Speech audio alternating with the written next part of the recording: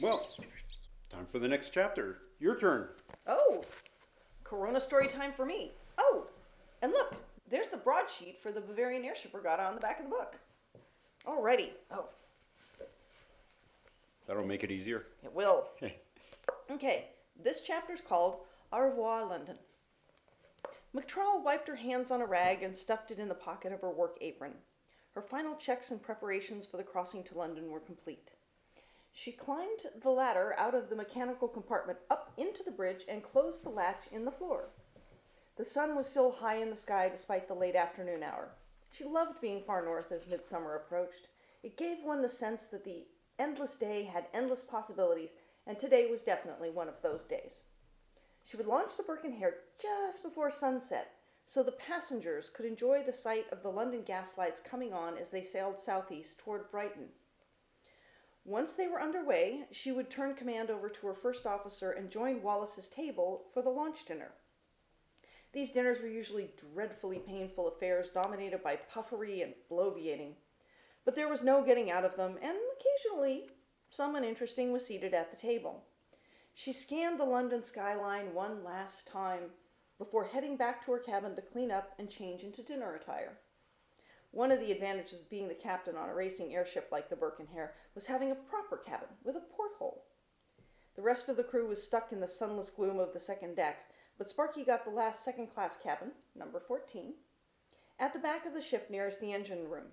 It could be a little loud, but she sometimes found the hum relaxing when she actually got a chance to sleep, although she doubted there would be much of that on this trip once they left Paris. Knowing that Wallace would wear something ostentatious in eye-assaulting colors, she selected a starkly elegant ensemble in black and cranberry. The John Bull topper was a decidedly masculine and middle-class touch that, no doubt, would get Wallace's attention, but he wouldn't be in a position to comment during dinner. The cranberry cockade picked up the color of her double-breasted velvet jacket. She laced up her black ankle boots snugly, did the best she could to assess her appearance in a handheld mirror, and headed back to the bridge. The passengers were on board and getting settled.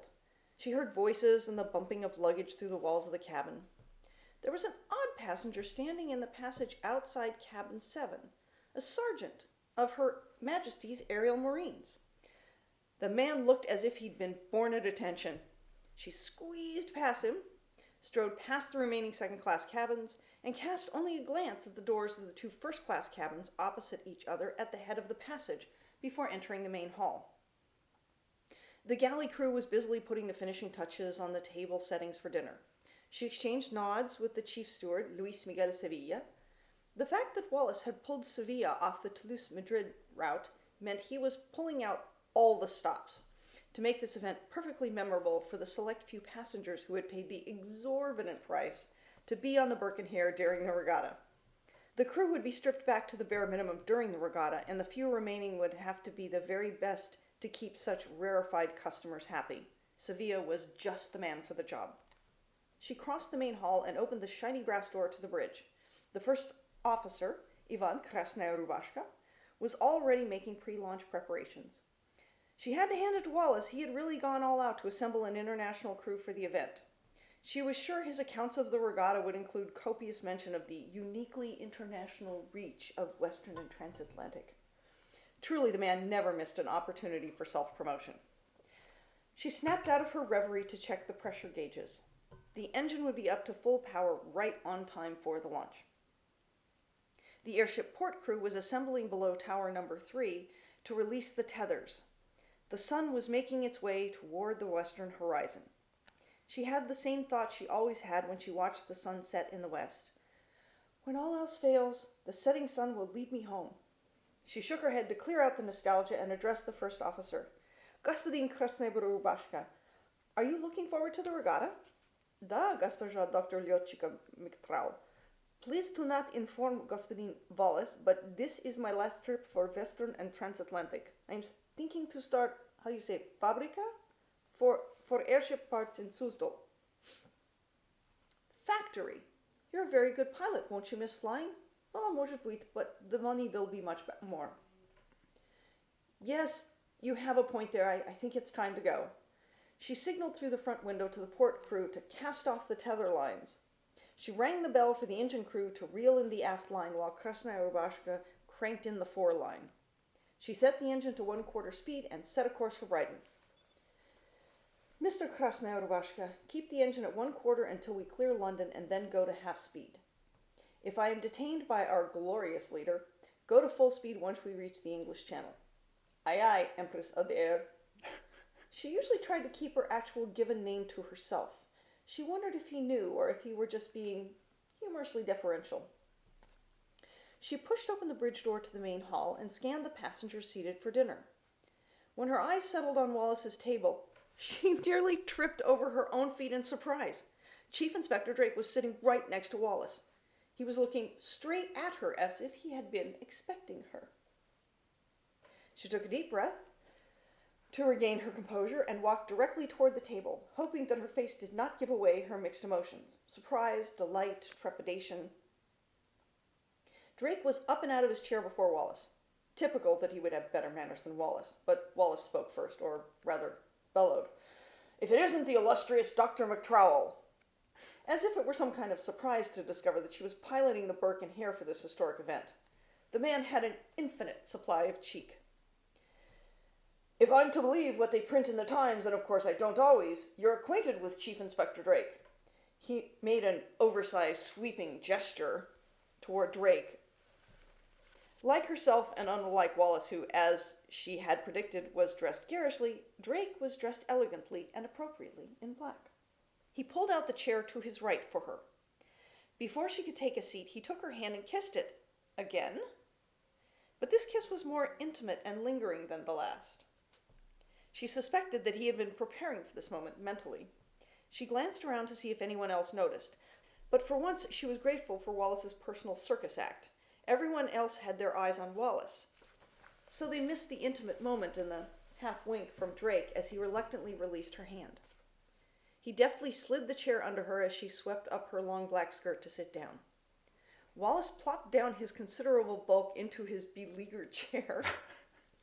Wallace continued, "Chief Inspector Drake is here by special request of Her Majesty." "I am flattered by such an idea, but I volunteered to participate, to observe on behalf of Her Majesty's interests," Drake corrected. His response struck Sparky as uncharacteristically vague, and she wondered if there were more to the story. And then she realized that he had admitted that he had volunteered. He knew she was going to be piloting the Burke and Hare. She'd told him. She fixed him with a direct, quizzical look. And she could have sworn that he turned the slightest bit pink before breaking eye contact. She glanced around the table to ease the tension of the situation. The coveted seat to the left of Wallace was still empty. Surely Wallace hadn't left this seat unassigned. She scanned the rest of the room to see if any guest was still standing. And that's when she got the second big surprise of the evening. The door from the passage to the main hall was opened by Virat, who held the door for Jonathan Lord Ashley to enter the room after him. As usual, Ashley was dressed colorfully and yet not garishly like Wallace. Perhaps she should suggest that he give lessons in men's fashion to Wallace. She stifled an uncharitable giggle. She was just opening her mouth to greet her friend when he winked at her and gave her an imperceptible shake of his head. Ah, yes, the Machiavellian machinations of Lord Ashley. This should be fun, she mused to herself. Lord Ashley strode up to Wallace smartly and shook his hand vigorously. Wallace replied, "Lord Ashley, I was beginning to think you wouldn't make it." Yet more Wallace circus. She was quite certain without checking that Ashley had been installed in cabin 2 opposite Wallace in cabin 1, and that Sevilla had been given strict orders to notify Wallace the very instant Ashley was settled. Perhaps Ashley was having his own little bit of theater, making the entrance after everyone else was seated. Two can play at that game, she thought. Virat held Ashley's chair for him and then evaporated to a table in the far corner of the room. The crew poured champagne for everyone at Wallace's table. Wallace lifted his glass. "To victory in the regatta and success in other ventures." Everyone raised their glasses and drank. Feeling like having a bit of fun, McTrowell asked, "What other ventures, pray tell?" "I suppose it's safe to tell you, but I must swear Chief Inspector Drake to secrecy as a man of honor." Of course, I have no personal interest in business ventures, so long as they are legal, Drake responded. Wallace roared with laughter as if the chief inspector had been joking. Lord Ashley and I are building a new airship port in his hometown of Talcad. My older half-brother, Vijay Deva, is the current ruling Maharaja of Talcad. Although I have no official power, I am always working for the benefit of my people. Airship travel is the road to prosperity, and I wish to open that road for my people. If Talcad has an airship port before the neighboring principalities, my people will benefit with jobs at the port and in commerce, and the tariffs will enrich my half-brother's exchequer. Sparky smiled. Nowhere in his explanation had he mentioned this enterprise benefiting him directly, although she was sure it would in some way. The generosity of her new friend renewed her faith in humanity. When her attention returned to the conversation, Wallace and Ashley had dived into the details of the venture, including the number of towers they would build and how the new roads to the port would need to be paved to support the transport of cargo. The table's occupants were saved from such boredom by the arrival of the soup course. Ooh, tea.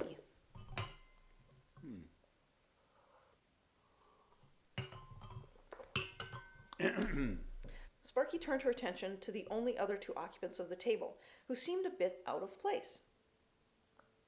Judging by the similarity of their faces, they were a father and teenage son. Their clothes were of good quality, but all looked absolutely new.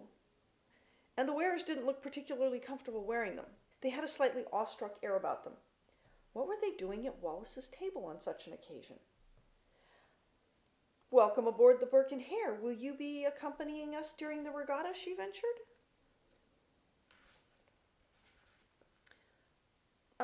Yes, my name is Aldrich Freeman, and this is my son, Jake. Pleased to make your acquaintance. Are you racing aficionados? Racing what? The elder Fremont asked. Racing enthusiasts, Sparky tried again. No, this is our first time on an airship, young Jake replied shyly.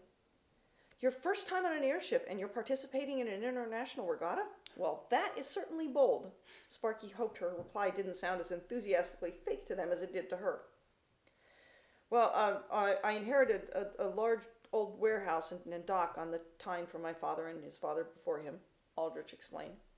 They're getting ready to expand the shipyards, and they paid me a pretty penny for that rundown bit of Tyneside, so no more patching and scraping by for us. Jake and I we're having a bit of an adventure before he goes off to university. Jake didn't look too excited about the prospect of advanced schooling. He looked more like the sort of lad whose interests ran to pretty girls and brown ales. As little as Sparky had in common with them, it provided the opportunity for her to give them an education in airships and racing. They looked genuinely interested and altogether grateful for being rescued from the chore of making interesting conversations themselves. It also kept her from having to listen to Wallace and having to make an effort to avoid any eye contact with Ashley, potentially giving away the fact that they knew each other. Drake didn't say a word throughout the meal, only occasionally offering an affirmative sound and nod, but every time she turned to look at him, he met her gaze. The crew was clearing away the after-dinner port when Wallace stood up without preface and said to Ashley, "Shall we go to my cabin to discuss particulars?" And he walked out. Once again displaying more refined manners, Lord Ashley executed a slight bow to the other occupants at the table and said, "Good evening, I look forward to our upcoming adventure." One side of his mouth quirked up in a sly half-smile when he looked directly at Sparky, and his eyes twinkled. He sailed gracefully out of the room. Aldrich Fremont stood up as well, followed awkwardly by Jake. I think we'll turn in. Good night." No sooner had the Fremonts departed than Virat materialized between Drake and McTrowell. As helpful as the man was, it was unnerving the way he came and went like one of those legendary Japanese ninjas. He produced 2 identical pieces of Lord Ashley's engraved stationery, folded crisply in half, one addressed to each of them. They opened them simultaneously. Each one had an identical one-line request. "Please meet me in my cabin. JLA." Thank you, kids, for joining us for Corona Story Time, The Adventures of Drake and McTrowell, the Bavarian Airship Regatta.